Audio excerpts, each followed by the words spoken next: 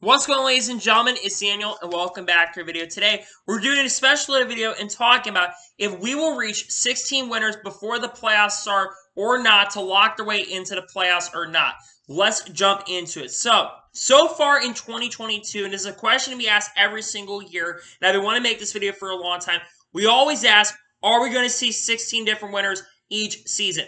Now, last year we had this question marked up, but that year we had 10 winners in the first 13 races. So far in the first 13 races of the regular season, as we have reached halfway point of the regular season, as of course this is the All-Star race weekend, we have had 11 drivers win races in 2022, with only 2 drivers scoring more than 1 victory this year. That being Ross Chastain, who won at COTA and Talladega, and William Byron, who won at Martinsville and Atlanta.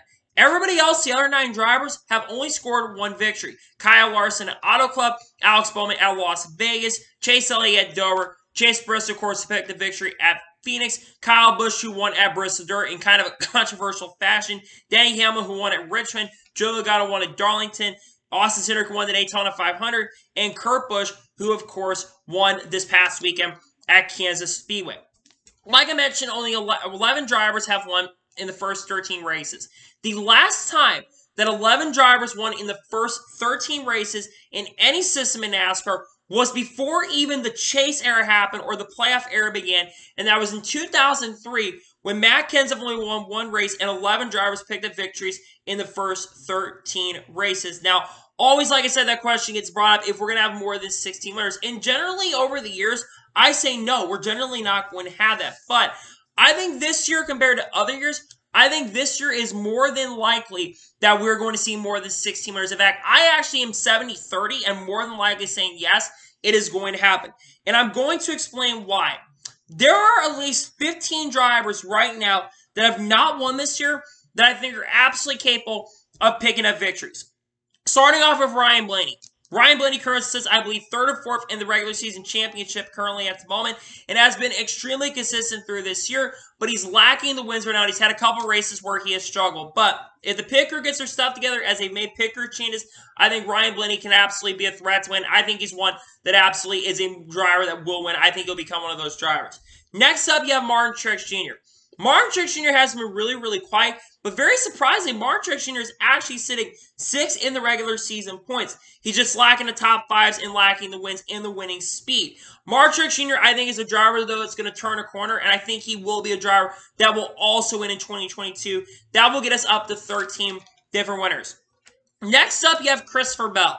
Christopher Bell started off this year in a really, really horrendous slide. In fact, after race 4 or 5, he was 31st in points and lower than Denny Hamlin in points. But really, since about the 5th race of the year, Christopher Bell has been on an incredible tear and has jumped from all the way being back in 31st to now being inside the top 10 in points. And we're coming up to some good tracks for Christopher Bell. You think about one of those tracks, of course, being New Hampshire, where he nearly won that race. And Gateway, a track very kind of similar to New Hampshire, that's a track where I think Christopher Bell could really show up. I think Christopher Bell is going to get a win in the regular season as well, and that'll get us to 14. Next up, you have Kevin Harvick. Kevin Harvick is on a very long winless streak right now, where he currently right now has a 56-race winless streak and is looking for his first win of the 2022 season. Kevin Harvick has generally not been fast throughout this year. Is not as good as he's been in the past, and even worse than he was last year. His best finish is a 4th-place finish so far at Darlington, and only has a 2nd place actually at Richmond, followed by a 4th-place finish at Darlington, and generally has been quiet through the season.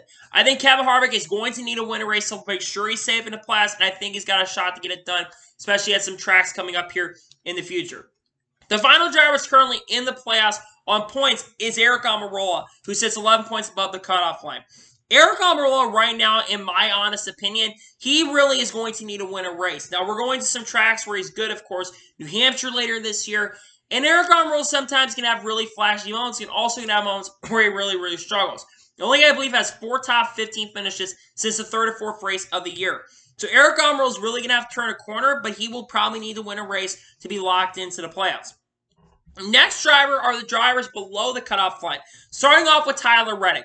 Tyler Reddick has had everything go seriously wrong with him this season.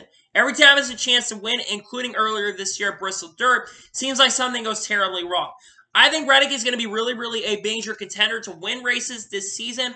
I think he'll absolutely be a threat to contend for victories. I think he actually will win a race. I think he'll become the 15th driver to lock their way in. Next is Eric Jones. Eric Jones and Petty GMS have definitely been one of the biggest surprises in a positive light this season. I know Kansas did not go well for Eric Jones, but Eric Jones generally has been really improved and is having almost a better year than he had in 2020 when he drove for Joe Gibbs Racing. I think Eric Jones is a contender to win races. I'm not sure if he's going to get a win, but I think he's a driver that absolutely can on pace and speed. Next, you have Austin Dillon. Austin Dillon right now, I believe, is the first driver outside of the cutoff line, sitting 11 points below Eric Almirola. Austin Dillon has definitely been having a hit-or-miss season. He's had moments where he's been incredibly fast, but he's also had moments where he has struggled this season. But I think Austin Dillon, like Tyler Reddick, could be a surprise candidate to win a race here going forward in the regular season. I think he's going to have a shot to get it done. Keep an eye on Austin Dillon because he could be a surprise to win. Next, you have Bubba Wallace. Bubba Wallace has definitely had a really bad year this year. But we got a lot of super speedway track type X tracks coming up.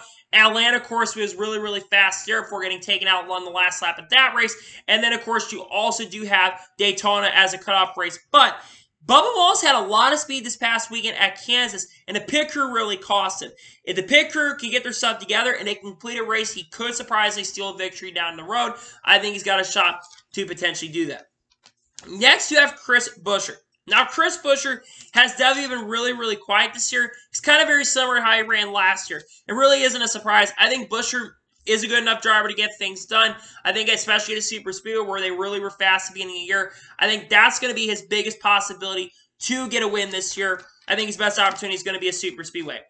Next, you have Brad Keselowski. Now, Brad Keselowski, right now, if he does get a victory, he would be outside the top 30 in points. However, I believe that Brad Keselowski is going to get back in the top 30 in points if he continues to have top 15 runs on a week-by-week basis and starts getting stage points. I think Brad Keselowski could really turn a corner right here.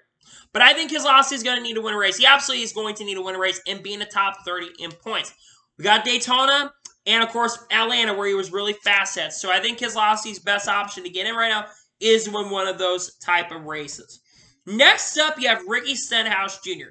Now, Ricky Stenhouse Jr. started off this year on a very horrendous slide.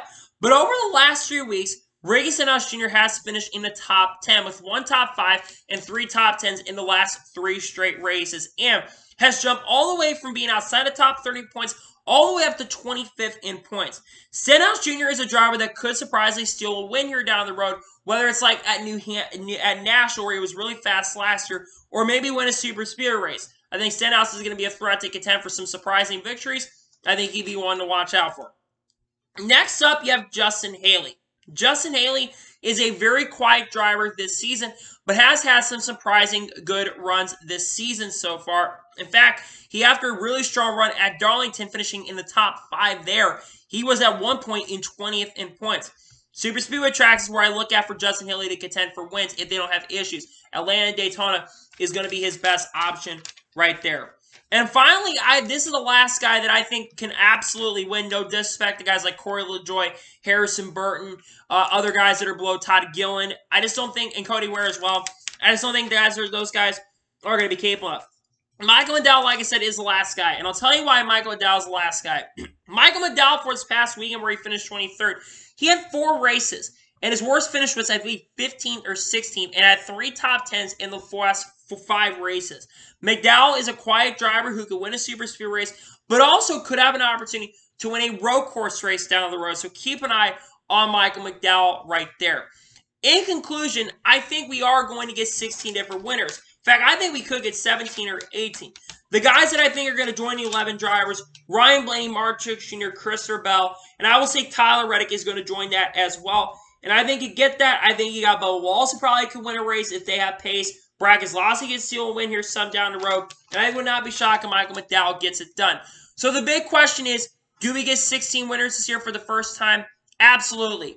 Too many guys that have not won this year, who won last year, are going to win. There's 5 or 6 guys that I just mentioned are still looking for the wins. And you have to remember that 3 of the drivers who've won this year so far were drivers who picked up their first victories in the series, being Ross Chastain, Austin Cindric, and Chase Briscoe, who did not win last year, really kind of struggled last year as well, except Austin Cindric, who nearly won the Xfinity Series Championship.